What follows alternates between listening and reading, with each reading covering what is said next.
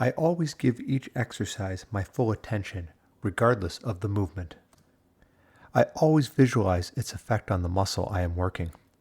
I think of that muscle growing larger, stronger.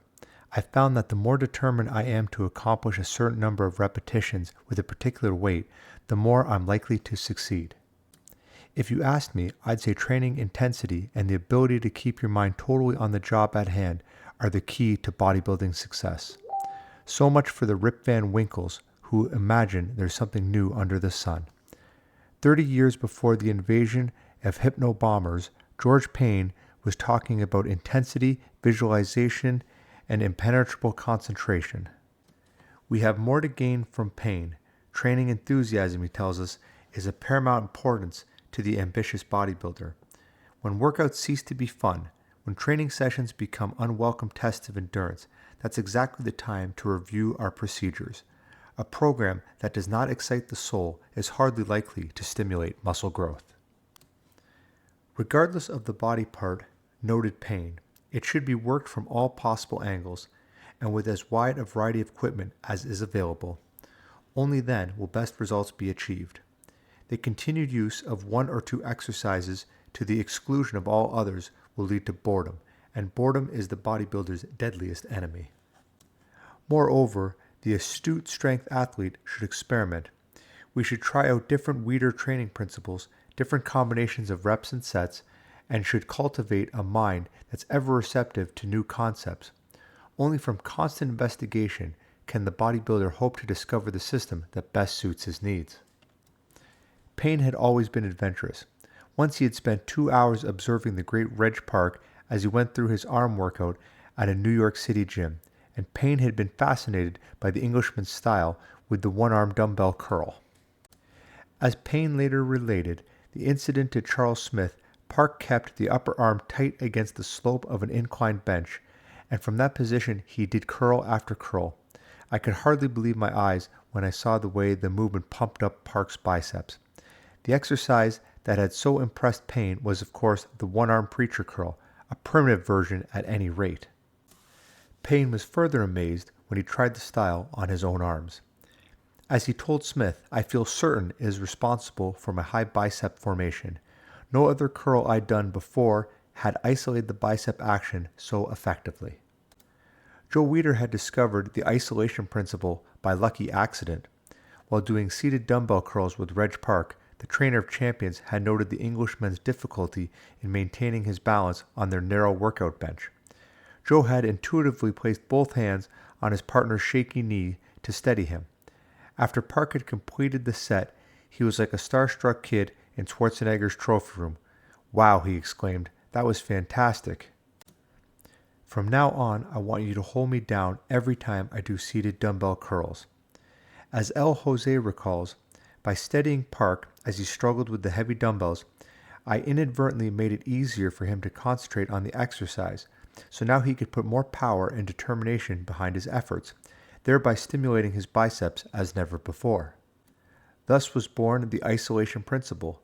Before long, other members of the gym could be seen applying it to such movements as lat pull-downs, cable curls, lateral raises, and one-arm rows. The principle underwent some refinement, of course, and soon a new chapter was added to the ever-expanding system. The way I figured it, that was good enough for Payne and Park was good enough for Mrs. Fox's baby. Besides, I was not altogether happy with my arm. Development. Oh, don't misunderstand me. My measurements were impressive enough, but I had to face the fact that Olympia honors are not earned merely by displaying large muscles. The quality factor, that razor sharpness synonymous with the leading IFBB champions, was missing. I felt my biceps required more height, deeper splits, and I was quite unsatisfied with my tricep definition. Yes, so I decided to give the Weider isolation principle a whirl. Let me tell you, it was a fortuitous decision. I took to this form of training like, let us say, a marmoset to crepe Suzette.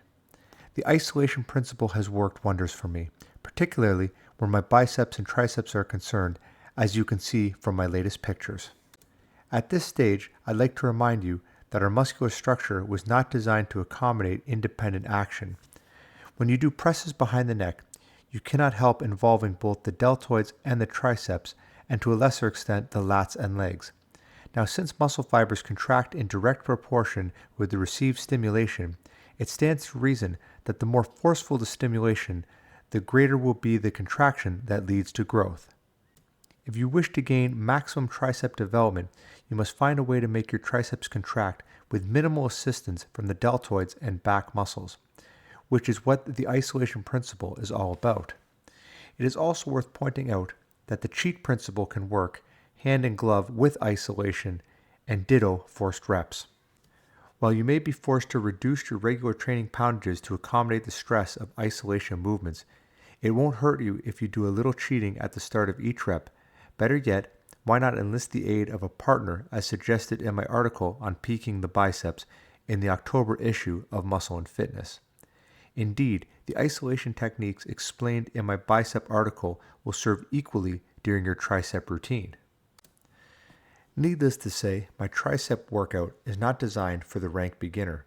Unless you've been working out for at least 2 years, you should stick with the mass building procedures such as regular cheating and forced reps.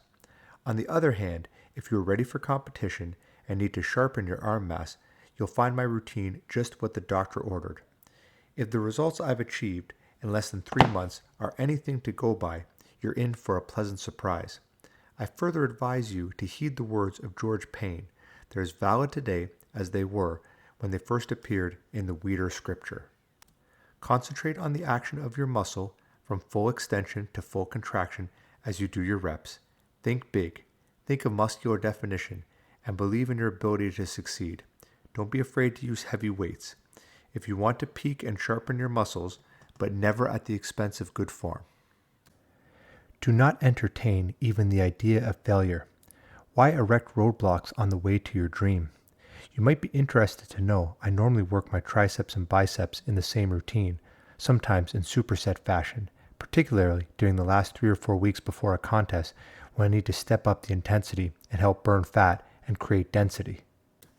However, I've been training my deltoids and triceps on the same day. Now I know some champions frown on this idea, on the premise that they cannot really bomb the triceps after a deltoid workout that included heavy presses. All I can say on that score is that I've suffered no adverse side effects. After all, I'm not a powerlifter who needs to conserve his strength for record attempts. The whole point of my training is to force the triceps to work at full throttle regardless. So big deal if after a deltoid workout I can do weighted dips with only 100 pounds. The effect on my triceps, flushing them and creating the burning sensation, will work better for me than if I used 230 when the muscles were unworked. Hey, did I say this game wasn't for beginners? All right, to work. The first exercise in my triceps routine is that old George Payne standby, weighted parallel bar dips. Here's a movement Vince Gironda swears is the best for developing the pectorals. And I agree if it's done in the usual fashion when most of the stress is directed at the pecs. In my version of the exercise, however, I establish a communication link with the triceps. Yes, I think triceps, triceps, triceps, as I dip down and press up again. Moreover, I try to keep my body in a fairly straight line throughout the exercise, thereby placing maximum pressure on those triceps. I make every effort to intercept the foreign aid that would normally receive from the pecs and delts in times of crisis. In fact, not only do I isolate the tricep action, I maintain continuous tension on the target by pausing at the top of the movement instead of the bottom, as is the usual practice.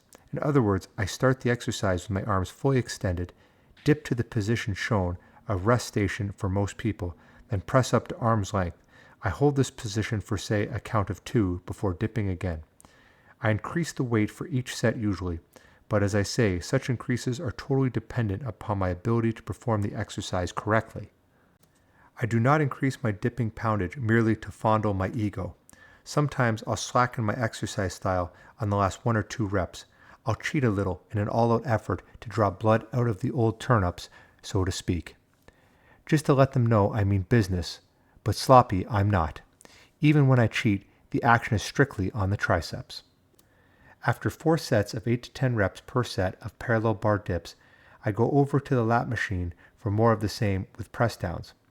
Once I believed the sole point of the exercise was to pack as much weight on the machine as it could hold. Ah, you impress nitwits with such stunts, but you'll get little in the way of improved triceps, let me tell you. Lat machine press downs can work miracles on your triceps, the inner and outer heads, but only if you practice a slow and deliberate movement and hold the tricep at the completion of each rep for 2 to 3 seconds. Note that my hands are close together.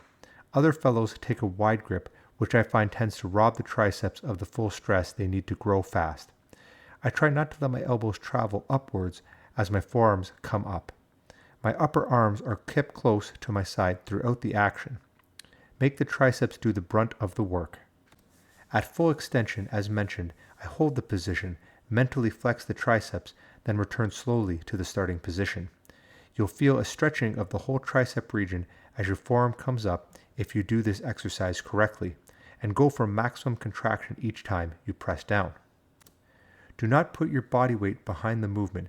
It's strictly a tricep exercise. Remember, when I said earlier about adding resistance, each set applies here too.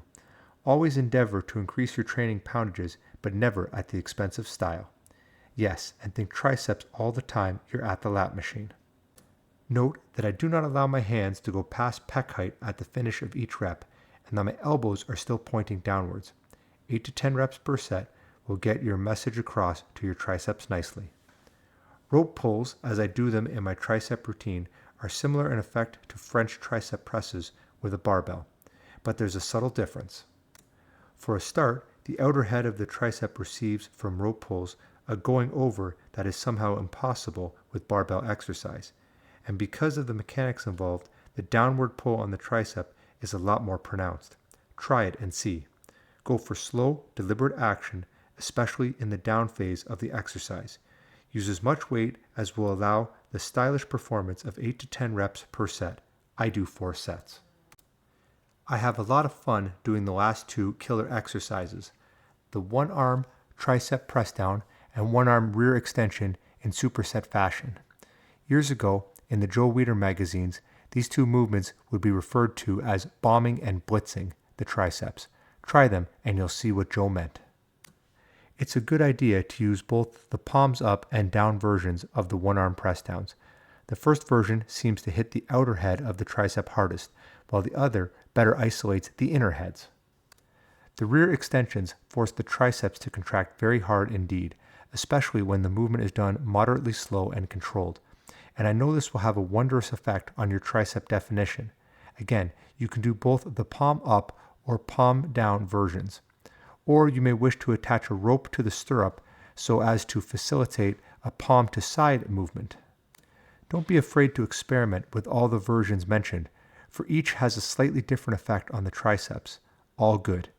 I do 4 supersets, 8 to 10 reps per set. If you find doing 4 sets per exercise a bit too much to begin with, start with 2 sets of 8 to 10 reps per exercise and gradually work up. And that's about it. Let me know how you make out after 8 weeks using this Weider tricep routine that has stood the test of time. I've certainly found it most effective for adding size, shape, and definition to my upper arms, and can think of no reason why you shouldn't benefit from the principles that packed inches of muscle onto the arms of Reg Park and George Payne. Above all, remember to keep the faith in yourself, that is.